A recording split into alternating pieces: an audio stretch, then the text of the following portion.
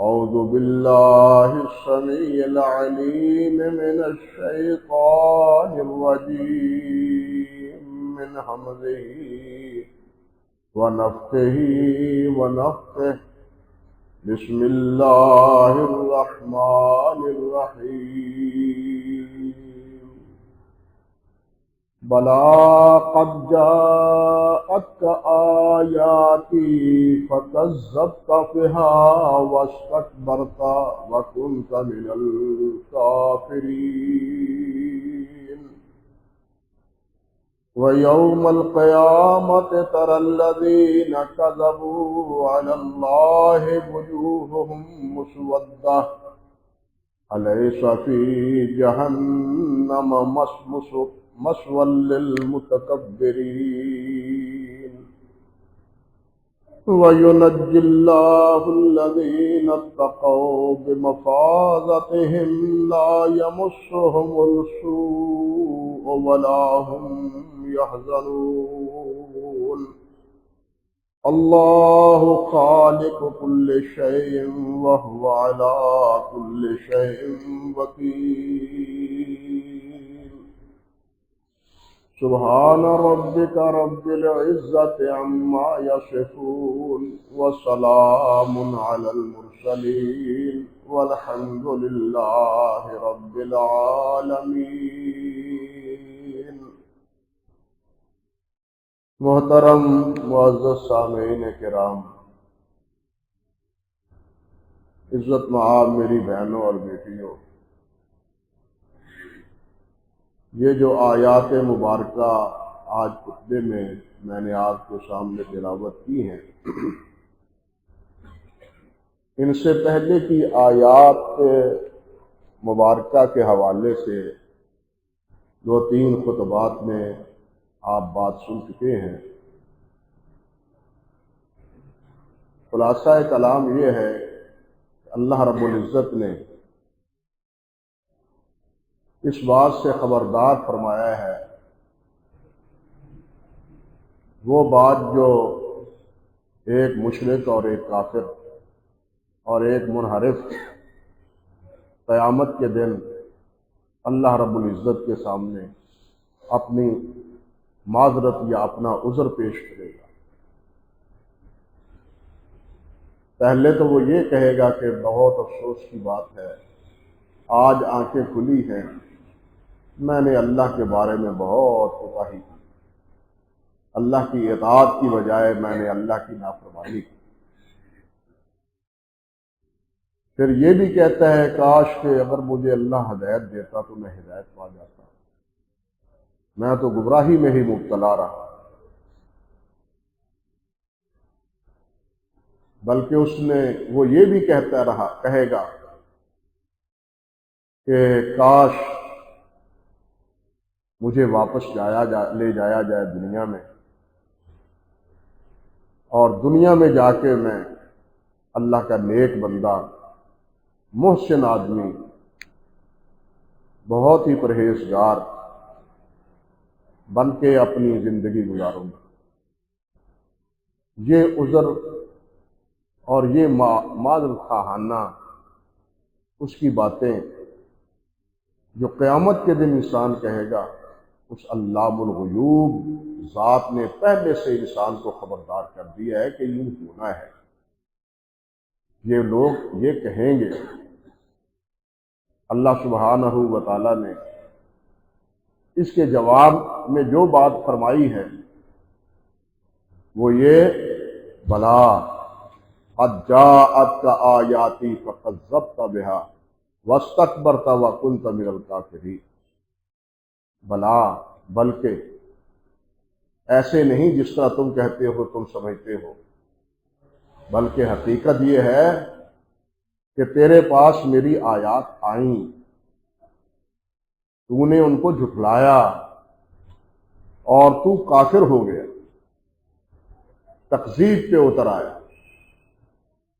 اور قیامت کے دن یہی جھٹلانے والوں کو آپ دیکھیں گے کہ ان کے چہرے سیاہ ہوں گے، اور جہنم میں ان متکبرین کا ٹھکانہ ہو۔ اللہ اکبر کبیر۔ بلا یہ حرف ایجاب ہے، جس میں پہلے جملے کی جو بات کہی گئی ہے اس کی نفی پائی جاتی ہے، یا اس کا جواب ہوتا ہے، یا اس کی تردید ہوتی ہے۔ جس طرح ہم بلکہ کا لفظ بولتے ہیں کلام کرتے ہوئے، اور کہتے ہیں بات یوں نہیں بلکہ ایسے، بالکل یہی اسلوب بلا کا سمجھیے کہ بات وہ نہیں کہ تمہارے پاس میری ہدایت نہیں آئی، میری ہدایت تمہارے پاس آئی، بلا قد جاءت آیاتی، میری آیات تیرے پاس آئی۔ یہ جو تو کہہ رہا ہے اگر میرے پاس ہدایت آتی تو شاید میں ہدایت یافتہ ہو جاتا، ہدایت تو آئی تھی تیرے پاس، ہدایت تو میرے انبیاء علیہم السلام نے تمہیں اس سے آگاہ کیا تھا، اور ہدایت بھری کتابیں میں نے تمہارے لیے نازل کی تھی، لیکن نہ تم نے کتابوں کو جانا، نہ میرے انبیاء کی دعوت کو جانا۔ قد جاءت کا آیاتی، تیرے پاس میری آیات آئیں۔ یہاں آیات سے مراد انفسی اور وہ آفاقی معجزات مراد نہیں ہیں، بلکہ قرآن مجید ہے، تورات ہے، انجیل ہے، زبور ہے، پہلے جتنے صحیفے ہیں وہ سب کے سب اس آیت میں شامل ہیں، کیونکہ مخاطب تمام مشرکین اور تمام کفار ہیں، صرف نبی علیہ الصلوۃ والسلام کے دور کے کفار مراد نہیں ہیں کہ وہی یہ کہیں گے، پہلے بھی یہی کہیں گے، اور نبی علیہ السلام کے جو مخاطب کفار ہیں وہ بھی یہی کہیں گے، وہ بھی یہی عذر معذرت کریں گے۔ اللہ ذوالجلال فرماتے ہیں میری آیات تیرے پاس آئی تھی، میرے انبیاء آئے تھے، انہوں نے واضح کیا کہ حق کیا ہے اور باطل کیا ہے، سچ کیا ہے اور جھوٹ کیا ہے، صحیح کیا ہے اور غلط کیا ہے، صراط مستقیم کیا ہے اور گمراہی کیا ہے۔ یہ ساری باتیں تمہارے سامنے روشن دلائل کے ساتھ انہوں نے بیان کر دی، جس میں کسی قسم کا کوئی ابہام اور کسی قسم کا کوئی الجھاؤ واقع نہیں تھا۔ میرے انبیاء نے ہدایت تمہیں پہنچا دی، اور پھر واقعہ پہنچائی بھی، نبی علیہ الصلوۃ والسلام نے تو پہنچائی، اور پھر حضرات صحابہ کرام رضوان اللہ علیہ مجمعین نے گواہی بھی دی دنیا میں کہ آپ نے دعوت و تبلیغ کا حق ادا کر دیا، اور جو آپ پر فریضہ تھا وہ آپ نے ادا کر دیا۔ حجۃ الوداع کے موقع پر کئی دفعہ یہ بات بتلا چکا ہوں۔ تو اللہ سبحانہ و تعالیٰ فرماتے ہیں کہ میری ہدایت آئی تھی، جس طرح دوسرے مقام پہ قوم سمود کے بارے میں اللہ رب العزت نے ارشاد فرمایا ہے وَأَمَّا ثَمُودُ فَهَدَيْنَاهُمْ فَاسْتَحَبُّوا الْعَمَىٰ عَلَى الْهُدَىٰ، ہم نے ان کو ہدایت دی۔ کیا مطلب؟ کہ ہمارا نبی ان کو ہدایت دینے کے لیے آیا، سمجھے نا، ہدایت کے راستے ہم نے ان کے لیے واشکاف کر دیے، واضح کر دیے میرے نبی نے۔ اللہ اکبر کبیرہ۔ فَاسْتَحَبُّوا الْعَمَىٰ عَلَى الْهُدَىٰ، لیکن انہوں نے ہدایت کی بجائے اندھے پن کو اختیار کیا، گمراہی کو اختیار کیا۔ ہمارے نبی نے تو بتلا دیا انہیں کہ یہ ہدایت کا راستہ ہے، یہ صاف ستھرا راستہ ہے، یہ اللہ ذوالجلال کی ناقہ ہے، اس کو ہاتھ نہ لگانا، لیکن انہوں نے تو جناب سرکشی اختیار کی، کوئی بات بھی پلے نہ باندھی۔ حضرت صالح علیہ السلام، اللہ اکبر کبیرہ۔ اسی طرح یہاں بھی یہی چیز ہے کہ میں نے تمہیں قدرت بھی دی، میں نے تم میں صلاحیت دی، غور و فکر کرنے اور تدبر کرنے کا ملکہ تمہیں عطا فرمایا، اور بار بار تمہیں کہا افلا یتدبرون افلا تعقلون، کیا تم تدبر نہیں کرتے، غور نہیں کرتے، سوچ و بچار نہیں کرتے؟ کتنی بار میرے انبیاء نے کہا، یعنی دلائل، معجزات اور آیات، یعنی اللہ ذوالجلال کی ہدایت کی نازل کی ہوئی باتیں انبیاء نے واضح طور پر بتلائی، اور تمہیں عقل ہدایت بھی دی، ہدایت دکھلائی، عقل بھی تمہیں دی۔ غور و فکر کرنے کا ملکہ بھی تمہیں عطا فرمایا۔ دنیا کے معاملات میں غور و فکر کرنے کا تو بڑا شاہ سوار تھا، لیکن دین کے بارے میں ہی تو شیطان کی ہتھی چڑھ گیا۔ اللہ اکبر کبیرہ۔ دین کے بارے میں جہاں دین کی بات آتی ہے وہاں تم دین کی بات کو نہیں مانتے، شیطان کے پیروکار بن جاتے۔ فرمایا کہ میں نے تمہیں قوت دی، ہدایت کے لیے میں نے تمہیں راستہ بتلایا، اور ساتھ کہہ دیا انا ہدیناہ السبیل اما شاکرا و اما شکورا، ہم نے تمہیں ہدایت دی، تم اب شکر گزار بنو یا ناشکرے بنو، مسلمان بن جاؤ یا کافر بن جاؤ، ہم نے واضح راستہ تمہارے سامنے کر دیا۔ ہم نے تمہیں اختیار دیا، یہ نہیں کہ تمہیں اختیار نہیں دیا، تمہیں قوت دی، قدرت دی، طاقت دی، تمہیں عقل و فہم اور فراست تمہیں عطا فرمائی، لیکن تم نے نہ عقل سے کام لیا اور نہ ہی میری آیات۔ یہی وجہ ہے کہ قرآن مجید میں جہنمی کہے گا لو کننا نسمع اور نعقل ما کننا فی اصحاب السعیر، لو کننا نسمع اور نعقل ما کننا فی اصحاب السعیر، اگر ہم اللہ کی آیات کو سنتے، ہم تو کہتے تھے لا تسمعوا لہذا القرآن والغوا فیہ، اس قرآن کو سنو ہی نہ، شور ڈالو جب محمد صلی اللہ علیہ وسلم قرآن پڑھ رہے ہوں، شور غوغا کرو تم تاکہ محمد کی آواز دب کی جائے، لعلکم تغلبون، تاکہ تم غالب رہو، محمد کی آواز دب کے رہ جائے۔ لیکن اللہ نے کیا فرمایا؟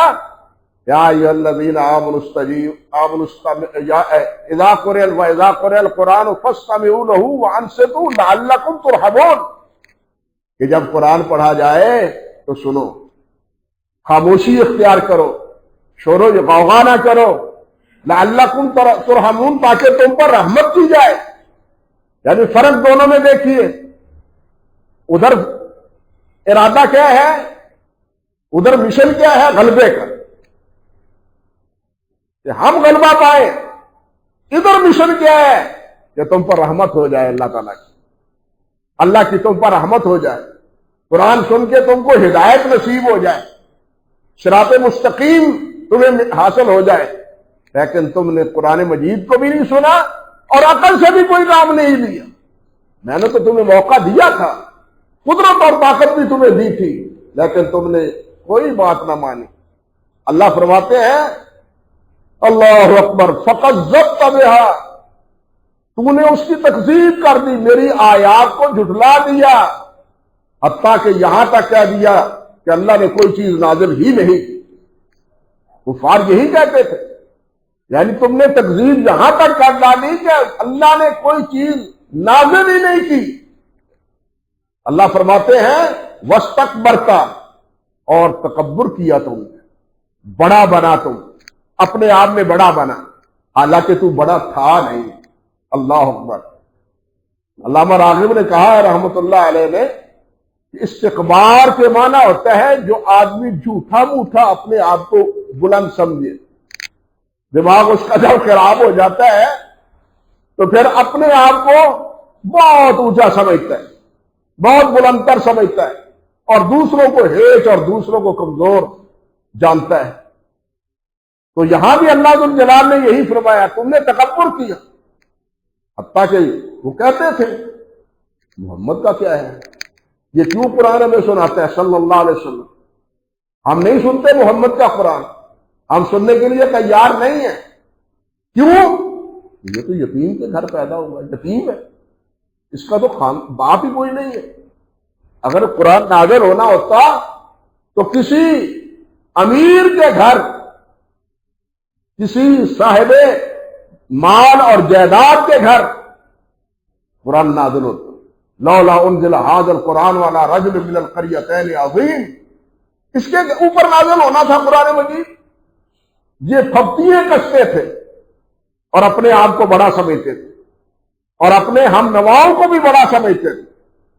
قرآن مجید آپ پڑھیں سورۃ الاعراف یا اسی طرح سورۃ الشعراء، بار بار ایک جملہ اللہ سبحانہ و تعالی نے فرمایا، وقال الملأ الذین استکبروا، یعنی جتنے بھی انبیاء آئے ہیں علیہم السلام، ان تمام انبیاء کے مقابلے میں جو صاحب ثروت تھے، وہ صاحب ثروت جو تکبر کرتے تھے، جو تکبر کرتے تھے، انہوں نے انبیاء کرام علیہ السلام کی تکذیب کی۔ وہ صاحب ثروت جو تکبر نہیں کرتے تھے، اپنے آپ کو بڑا نہیں سمجھتے تھے، اور مخاطب اپنے آپ کو کہتے تھے کہ ہم کو کون کہ روکنے والے ہیں، ہمیں کون سمجھائے، تم کون ہو سمجھانے والے ہمیں۔ اللہ اکبر، یہ بڑا پن انسان کے لیے تباہی اور گمراہی کا اصل سبب ہے۔ اللہ اکبر، اللہ تعالیٰ نے ابتدا ہی سے جب آدم علیہ السلام کو یہاں بھیجا تھا تو اس وقت بھی اللہ ذو الجلال نے یہی بات ارشاد فرما دی تھی ابتداءً ہی، یا بنی آدم اما یاتینکم رسل منکم یقصون علیکم آیاتی، اے آدم کی اولاد، میرے رسول تمہارے پاس آئیں گے اور وہ تم پر میری آیات تلاوت کریں گے، پڑھ پڑھ کے تمہیں سنائیں گے۔ فمن اتقی واصلح، جو بچ گیا، نافرمانی سے ڈر گیا، واصلح، اور اپنی اصلاح کر لی، اطاعت کا راستہ اس نے اختیار کر لیا، فلا خوف علیہم ولا هم یحزنون، ان پر کوئی خوف اور کوئی غم نہیں ہوگا، وہ بے خوف ہوں گے قیامت کے دن۔ وَإِمَّا يَأْتِيَنَّكُمْ رُسُلٌ مِّنكُمْ يَقُصُّونَ عَلَيْكُمْ، یہ کہنے کے بعد مقابلے میں کیا ہے؟ وَالَّذِينَ كَذَّبُوا بِآيَاتِنَا وَاسْتَكْبَرُوا، اور فرمائیے یہاں بھی کیا ہے؟ فَكَذَّبَتْ بِهَا وَاسْتَكْبَرْتَ، تو نے جھٹلایا اور تو نے تکبر کیا۔ ابتدا ہی میں اللہ سبحانہ و تعالیٰ نے یہ بات ارشاد فرمائی تھی، جس وقت آدم علیہ السلام کو یہاں بھیجا تھا اس وقت خبردار کر دیا تھا، اگر تو ڈر جائے، اطاعت گزار بن جائے تو پھر تیری زندگی بے خوف ہوگی، لیکن والذین کذبوا بآیاتنا واستکبروا عنہا، جنہوں نے تکبر کیا اور میری آیات کو جھٹلایا، اولئک اصحاب النار هم فیہا خالدون، وہ جہنمی ہوں گے اور جہنم میں ہمیشہ ہمیشہ کے لیے رہیں گے۔ یہ بات تو اللہ ذو الجلال نے ابتدا ہی میں کہہ دی تھی، لیکن انسان پھر بھی نہ تکذیب سے باز آیا اور نہ ہی انسان تکبر سے باز آیا۔ اللہ اکبر کبیرہ، اللہ اکبر کبیرہ۔ اور یہاں یہ بھی دیکھیے کہ ہدایت کے دو درجے ہیں، یا دو کہنا چاہیے کہ مرتبے۔ ایک ہدایت وہ ہے جس کو کہتے ہیں کہ رہنمائی کر دینا، دکھلا دینا، بتلا دینا۔ ایک آدمی راستہ پوچھتا ہے، وہ کہتا ہے یہ ہے سیدھی راہ، سیدھا راستہ یہ ہے، البتہ اس راستے کی کچھ نشانات سے بھی آگاہ کر دیتا ہے۔ لاہور جاؤ گے پہلے شاہ کوٹ آئے گا، پھر شیخو پورہ آئے گا، پھر آگے آپ کو لاہور کی طرف بڑھنا ہے، جاتے ہی تمہیں پہلے ایک دریا کراس کرنا پڑے گا، پھر آگے پہنچو گے تو تمہیں جناب پاکستان کی یادگار نظر آئے گی، شاہی قلعہ بنا ہوا نظر آئے گا۔ یہ آدمی ان آثار پر چلتا ہوا منزل مقصود پر پہنچ جاتا ہے جو نشاندہی کی ہوئی تھی۔ اور ایک یہ ہے کہ انسان کو انگلی سے پکڑنا، جی مجھے راستہ اور جی میں تمہیں وہاں چھوڑ ہی آتا ہوں، یہ ہے دوسرا مرتبہ۔ اس سے زیادہ حسن سلوک، اس سے زیادہ اچھا معاملہ، اور میں تمہیں بتلا دیتا ہوں، میں وہاں پہنچا دیتا ہوں، میرا دیکھا بھالا راستہ ہے وہ۔ یہ دو حیثیتیں ہیں۔ قرآن مجید نے ایک جگہ اللہ تعالیٰ نے ارشاد فرمایا شہر رمضان الذی انزل فیہ القرآن ھدی للناس، یہ قرآن تمام لوگوں کے لیے ہدایت ہے، قرآن سب لوگوں کے لیے ہدایت ہے۔ قرآن ہی نہیں باقی بھی ساری کتابوں کے بارے میں یہی بات اللہ تعالیٰ نے فرمائی، نزل علیک الکتاب بالحق مصدقا لما بین یدیہ وانزل التوراۃ والانجیل من قبل ھدی للناس وانذر الفرقان۔ فرمایا کہ ہم نے آپ پر کتاب حق نازل کی جو پہلی کتابوں کی تصدیق کرتی ہے، وانزل التورات، پہلے تورات بھی نازل کی، انجیل بھی نازل کی، ہدی للناس، یہ تورات، یہ انجیل، یہ قرآن، یہ کیا ہے؟ لوگوں کی ہدایت کے لیے، ہدی للناس، لوگوں کی ہدایت کے لیے، یہ بتلا دیتا ہے کہ راستہ یہ ہے، یہ بتلا دیتا ہے کہ راستہ یہ ہے۔ لیکن دوسرے مقام پہ اللہ ذو الجلال فرماتے ہیں ابتدا ہی میں، ذالک الکتاب لا ریب فیہ ھدی للمتقین، کہ یہ کتاب ہے جس کی سچائی میں کوئی ریب نہیں، یہ کتاب حق ہے، اس کی سچائی میں کوئی ریب نہیں کہ یہ منزل من اللہ ہے، اللہ نے ہی نازل کی ہے، یہ محمد صلی اللہ علیہ وسلم نے معاذ اللہ اپنی طرف سے نہیں بنا دی، یہ کتاب حق ہے۔ یہاں کیا فرمایا؟ ھدی للمتقین، کہ یہ ہدایت ہے متقین کے لیے، پرہیزگاروں کے لیے۔ کیا مطلب؟ کہ پرہیز جو کرتا ہے، جو رہنما کی رہنمائی اور رہبری کے مطابق زندگی گزارتا ہے، وہ تو اپنے منزل مقصود کو پا لیتا ہے، لیکن رہبر کی بتلائی ہوئی راہ کو چھوڑ کے جو کوئی اور راستہ اختیار کرتا ہے، وہ راستہ گمراہی کا ہوتا ہے، وہ صراط مستقیم کا نہیں ہوتا۔ تو یا ھدی للمتقین فرمایا، اور اس سے مراد کیا ہے کہ اللہ سبحانہ و تعالیٰ نے منزل مقصود تک پہنچانا کس کا کام کس کے لیے ہے؟ متقین کے لیے، جو بچتا ہے۔ ہم بھی کیا کہتے ہیں؟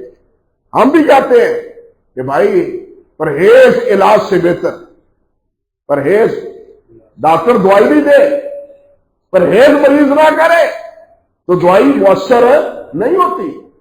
تبھی دوائی مؤثر ہوتی ہے جب ڈاکٹر کی، طبیب کی بتلائی ہوئی ہدایت کے مطابق پرہیز کرے۔ اب کتاب تو آ گئی ہے، پرہیز نہیں ہے ہمارے اندر، بات سمجھے نا؟ یعنی کتاب آ گئی ہے، رہنمائی ہے، اب جن سے بچانے کا حکم ہے، بچنے کا حکم ہے، وہ پرہیز نہیں ہے۔ اللہ نے فرمایا جھوٹ مت بولو، ہم جھوٹ بولتے ہیں۔ اللہ نے فرمایا چور کے تو سزا ہے ہاتھ کاٹ دو، ہم چوریوں سے بھی باز نہیں آتے۔ اللہ نے فرمایا بدکار جو ہے، زانی ہے، اس کو درے مارو، اور اگر شادی شدہ ہے تو اس کو سنسار کر دو، ہم اس سے بھی باز نہیں آتے، بلکہ لائسنس دے دیتے ہیں، معاذ اللہ ثم استغفر اللہ، لائسنس دے دیتے ہیں برائی کا۔ ہمارا حال تو یہ ہے۔ اب پرہیز جب نہیں ہے تو یہ کتاب ہدایت کیسے کرے گی؟ بات سمجھے یا نہیں؟ ہدایت تو تب ہوگی جب ان منہیات سے روکے کہ یہ نہیں کرنا، یہ نہیں کرنا، یہ نہیں کرنا، یہ نہیں کرنا۔ اب اس پرہیز سے جب انسان اجتناب کرے گا، پرہیز کرے گا، تو پھر یہ ہدایت کا ذریعہ بنے گی۔ آج ہمارے ہاں میں آپ اپنی مثالیں دیتے ہیں، ہم نماز پڑھتے ہیں، اللہ ہمیں سچا نمازی بنائے، پکا اور سچا نمازی بنائے۔ ہم نماز پڑھتے ہیں، لیکن نماز پڑھنے کے باوجود اگر ہم ان برائیوں سے باز نہیں آتے، چوری سے باز نہیں آتے، جھوٹ سے باز نہیں آتے، ملاوٹ سے باز نہیں آتے، خیانت سے باز نہیں آتے، کم تولنے سے باز نہیں آتے، تو یہ نماز ہمیں کچھ نہیں دیتی۔ بات سمجھے یا نہیں؟ یہ نماز ہماری کایا نہیں پلٹتی، یہ نماز ہماری حالت کو تبدیل نہیں کرتی۔ یہ جو اللہ نے فرمایا ان الصلاۃ تنہی عن الفحشاء والمنکر، یہ نمازی ہو کے بھی بے حیائی اور منکرات کا اگر ارتکاب کرتا ہے تو پھر سمجھیے کہ ابھی اس کی یہ نمازی پکا ہے ہی نہیں، اس نے شکل اپنا لی ہے، شکل اختیار کر لی ہے، لیکن جو مقصود ہے وہ اس نے ابھی تک نہیں پایا۔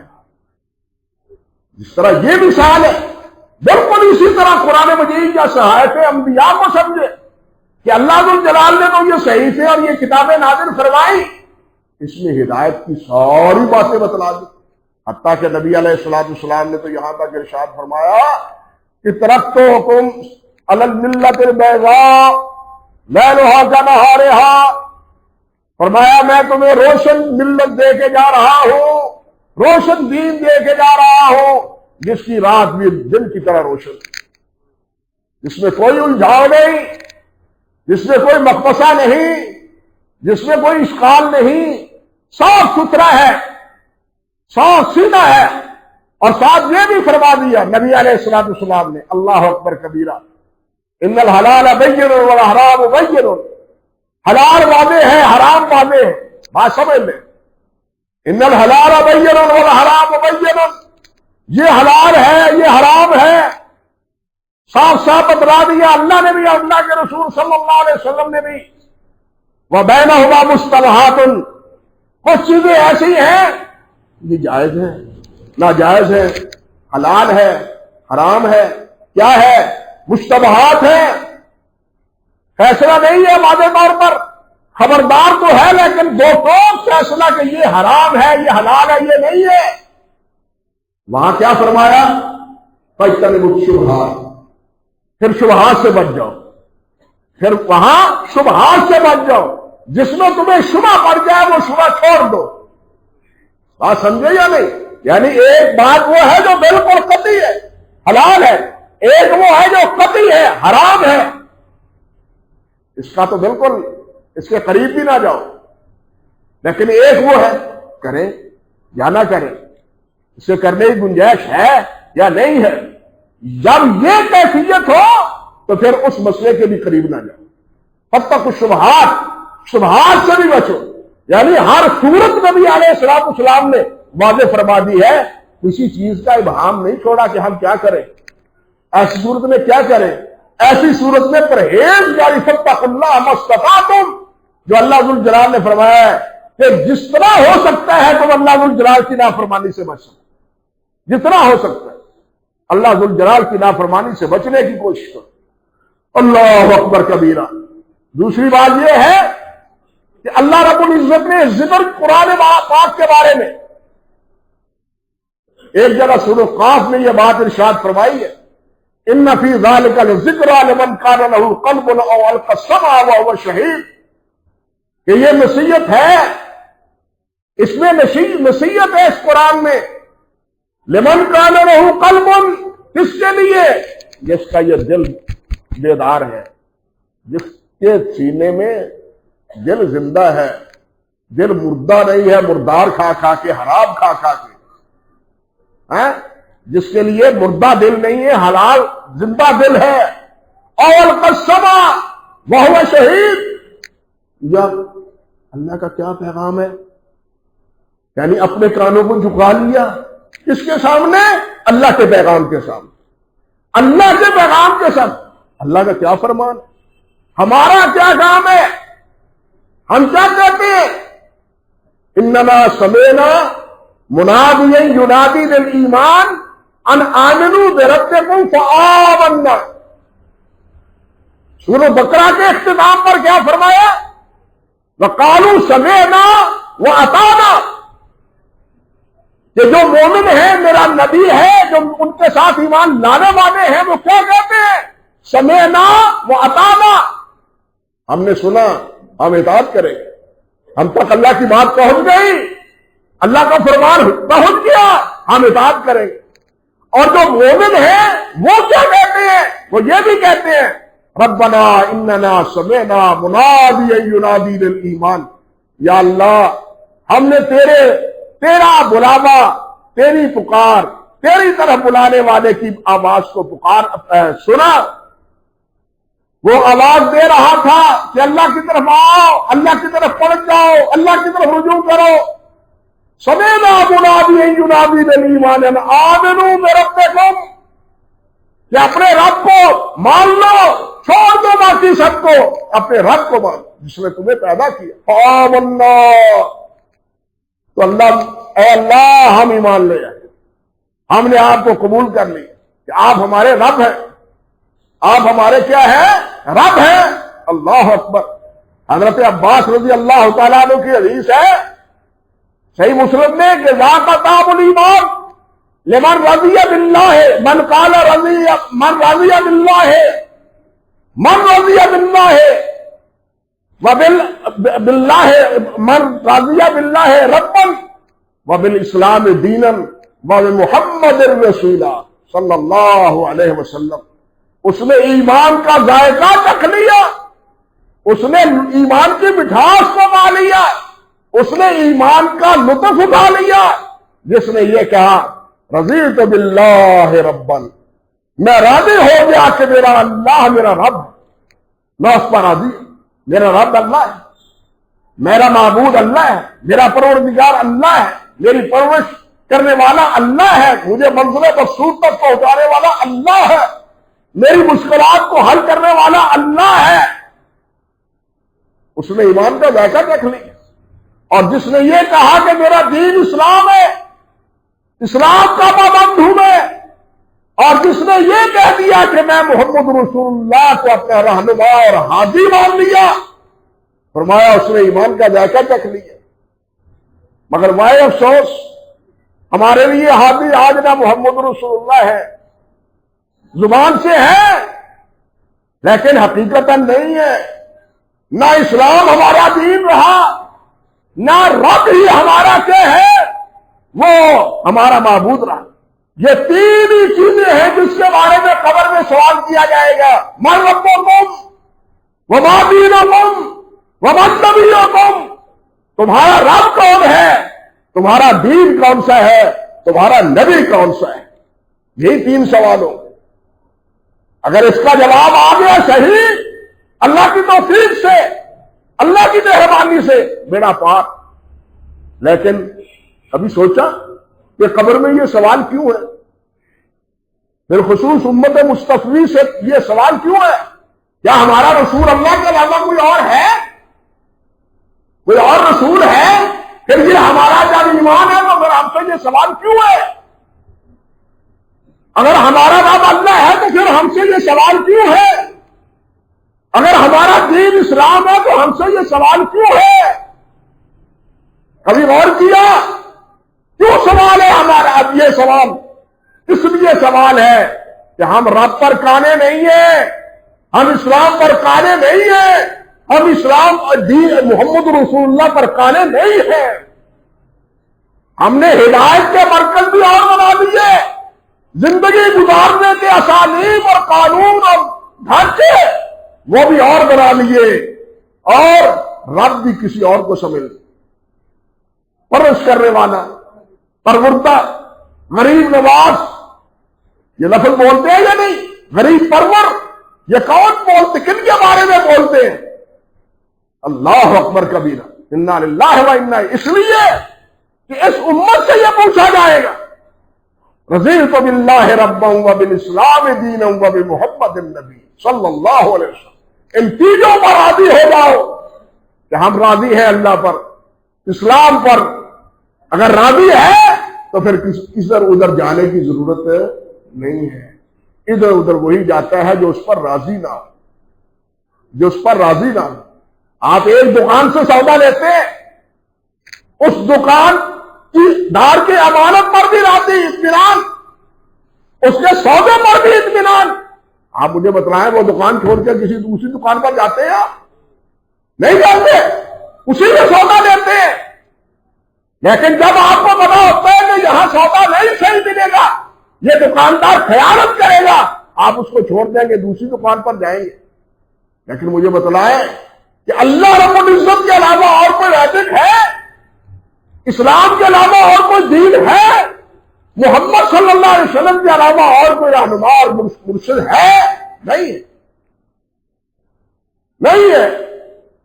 اب پھر اس کے باوجود ہم نہ اسلام پہ قائلے ہیں، نہ نبی علیہ السلام پہ راضی ہیں، قانے ہیں، اور نہ ہی اللہ پر قائلے ہیں، نہ ہی اللہ پر قائلے ہیں۔ یہ آج کا مسئلہ نہیں، نوح علیہ السلام سے لے کے نبی علیہ السلام تک کا یہ مسئلہ ہے۔ انا للہ و انا الیہ راجعون۔ اور اس کا سبب کیا ہے جو اس آیت میں اللہ نے بیان کیا ہے، اور پہلی آیت میں جو پہلی وحی میں جو اللہ ذوالجلال نے آدم علیہ السلام کو مخاطب کر کے کہا تھا کہ خبردار والذین کذبوا بآیاتنا، میری آیات کو جھٹلانا نہیں اور تکبر نہیں کرنا۔ اللہ اکبر کبیرہ، اللہ اکبر کبیرہ۔ اللہ ذوالجلال فرماتے ہیں شیطان نے سب سے پہلے آدم علیہ السلام کو سجدہ کرنے سے انکار کیا. جرم کیا تھا؟ دو جرم تھے. ابا واستکبر. ابا واستکبر. ابا تکذیب ہے، واستکبر وہی تکبر ہے. یہ پہلے بھی دو ہی گناہ تھے شیطان نے کیے. بات سمجھے؟ یعنی شیطان نے بھی پہلے دو یہی گناہ کیے تھے، یعنی اللہ کے حکم کی تکذیب، انکار اور تکبر. میں بہتر ہوں آدم سے، میں اسے سجدہ کیوں کروں؟ یہ تکبر. نبی علیہ الصلوۃ والسلام نے ارشاد فرمایا ہے اللہ اکبر کبیرہ. آپ کا فرمان ہے، حضرت عبداللہ بن مسعود رضی اللہ تعالیٰ عنہ راوی ہے کہ لا يدخل جنت من كان في قلبه مثقال ذرة من كبر اور كما قال النبی صلی اللہ علیہ وسلم. جس کے دل میں ذرہ برابر بھی تکبر ہوگا وہ جنت میں داخل نہیں ہوگا. اللہ اکبر. کتنا بڑا جرم ہے، کتنا بڑا جرم ہے. صحابہ کرام رضوان اللہ علیہ مجمعین نے پوچھا حضور اچھا لباس پہننا اچھا نہیں، اچھا جوتا پہننا یہ منع ہے؟ نبی علیہ السلام نے فرمایا نہیں، ان اللہ جمیل یحب الجمال. اللہ خوبصورتی کو پسند کرتے ہیں، خود بھی خوبصورت ہے، اللہ ذو الجلال اس کو پسند کرتے. لیکن کبر کیا ہے، تکبر کیا ہے؟ فرمایا بطر الحق وغمط الناس، حق کا انکار کرنا اور لوگوں کو حقیر جاننا. یہ دو بیماریاں ہیں، حق کا، آیات کا، احکام کا انکار کرنا اور دوسروں کو شیطان نے حقیر ہی جانا نا. آدم علیہ السلام کو شیطان نے اب آدم علیہ السلام کو حقیر جانا. اسی طرح کسی بھی انسان کو، مسلمان بھائی کو حقیر سمجھنا یہ تکبر ہے. چھوڑ دو کسی کو حقیر سمجھنے سے. معلوم نہیں اللہ ذو الجلال کو اس کی کون سی ادا پسند ہو، وہ تو بخشا جائے اور ہم پکڑے جائے. نبی علیہ السلام نے فرمایا ہے، اللہ ذو الجلال فرماتے ہیں من تواضع لی ہاکذا رفعتہ ہاکذا. جو میرے لیے اس طرح تواضع اختیار کرتا ہے میں اس کو اس طرح بلندیاں عطا فرماتا ہوں. عظیم کے ساتھ اختیار کریں، انکساری اختیار کریں، فروتنی اختیار کریں، تکبر اختیار نہ کریں، بڑا نہ بنے. تلک الدار الآخرہ نجعلها للذین لا یریدون علوا فی الارض ولا فسادا. اللہ لا یریدون علوا فی الارض، بڑی آیت خبردار کرنے والی. تلک الدار الآخرہ، یہ آخرت کا گھر، یہ جنت ہم نے کن کے لیے تیار کی ہے؟ جو نہ دنیا میں فسادی ہے اور نہ ہی دنیا میں کیا ہے بڑا. ہم یہ بن جائیں، ہم یہ بن جائیں، ہم یہ بن جائیں، اور یہ نہ بنے بندے بنے. ہم یہ نہ بنے بندے بن جائے. جو بندہ بن جائے وہ سب کچھ بن گیا، جو بندہ نہ بنا وہ وزیر اعظم بھی ہو تو کچھ نہیں ہے، بادشاہ بھی ہو تو کچھ نہیں ہے، جہنم کا ایندھن. بات سمجھے؟ اس لیے لا یریدون علوا، ایک ہے علوم کو پا لینا، ایک ہے علوم کا ارادہ بھی کرنا. یہاں ارادے سے منع کیا ہے اللہ ذو الجلال. غور کیجیے، ذرا فکر کیجیے. لا یریدون علوا فی الارض ولا فسادا، جو فساد کا ارادہ بھی کرتا ہے، جو بڑائی کا، تکبر کا ارادہ کرتا ہے، اللہ اس کو بھی معاف نہیں کرتا. جو فساد کا ارادہ کرتا ہے، فساد کیا کس میں ہے؟ کتاب و سنت کے علاوہ جو بھی عمل ہے فساد پر مبنی. کتاب و سنت کے علاوہ جو بھی ہے وہ سب کیا ہے؟ فساد ہی فساد ہے. صراط مستقیم صرف کتاب و سنت میں. اور تکبر کیا ہے؟ دوسروں کو حقیر سمجھنا، دوسروں کو ذلیل سمجھنا، دوسروں کو کمتر سمجھنا، دوسروں کو کمزور سمجھنا، اور اپنے آپ کو توانا، طاقتور، میں. یہ میں جب تک نہیں مرتی انسان نہیں مرتا. یہ میں مر جائے تو انسان کو اللہ ذو الجلال کے ہاں بلندیاں نصیب ہو سکتی ہیں. اللہ ہماری میں مار دے. انکساری کی اللہ، تواضع کی اللہ تعالی ہمیں توفیق عطا فرمائے. وآخر دعوانا الحمدللہ رب العالمین۔